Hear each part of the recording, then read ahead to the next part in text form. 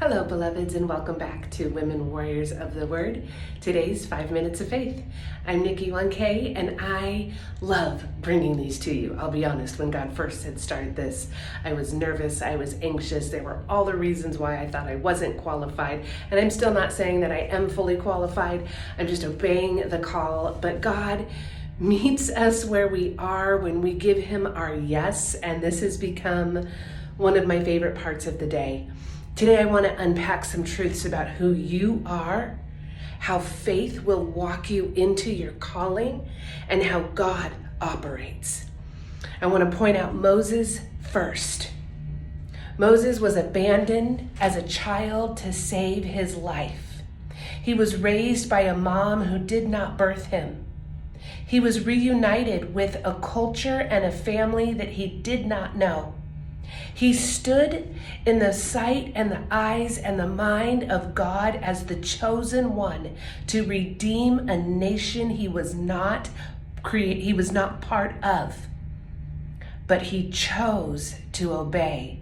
But before he obeyed, he pointed out to God his flaws. Moses tells God, as if God didn't know, that he is not an eloquent speaker. God did not need Moses to be an eloquent speaker.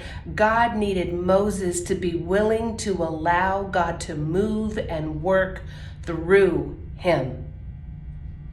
And look what Moses did. He was the one God worked through to create miracles that at the end of the story releases the Israelites into, eventually, the promised land. Look at Esther. She is a child queen who, although there was an order out for their annihilation, God used the boldness of a child queen to release a nation from a death sentence. That's twice now. That God uses the unlikely to work through and produce the miraculous. Ruth is an outcaster in the order of the Jewish people, of the Israelites. Yet Ruth chooses to partner with Naomi and chooses a life that was outside of the one she was originally born into, and she becomes a lineage in Christ. She marries Boaz and takes a new place in the hierarchy of society. And she reestablishes the hope of Naomi, who had changed her name to Mara, for she was bitter.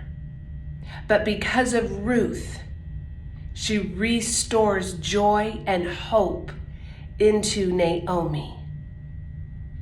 Look at these examples, ladies. A man who is uneloquent, a child who took an authority role she was not prepared for. And a woman who was not part of the nation, but is anointed into the nation because of her choices to stick by the one who showed her who God was.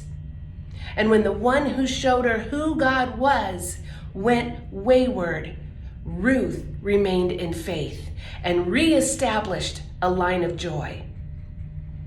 Daughters, it doesn't matter what this world says you are. It doesn't matter where you come from. It doesn't matter if you have been abandoned by the world, if you raised yourself, if you are young or you are old.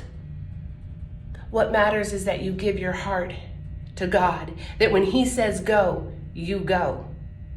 That you have those conversations. See, Queen Esther spent 3 days praying and fasting before she was able to walk out the call God gave her. Moses had a candid conversation with God before he could walk out who He called him to be. Ruth walks through a process with Naomi before she walks into the house of Boaz. We are not called when we are ready. We are called and then God gets us ready. It is faith when you choose to say yes despite being ready. It is faith when you choose to say yes, even though you have reasons in your head why you've disqualified yourself. It is faith when you say, it is not me, but it is God who is going to make this happen. So don't look in that mirror and see what you can accomplish. Give that woman in the mirror to God and watch what He accomplishes through you. God bless you.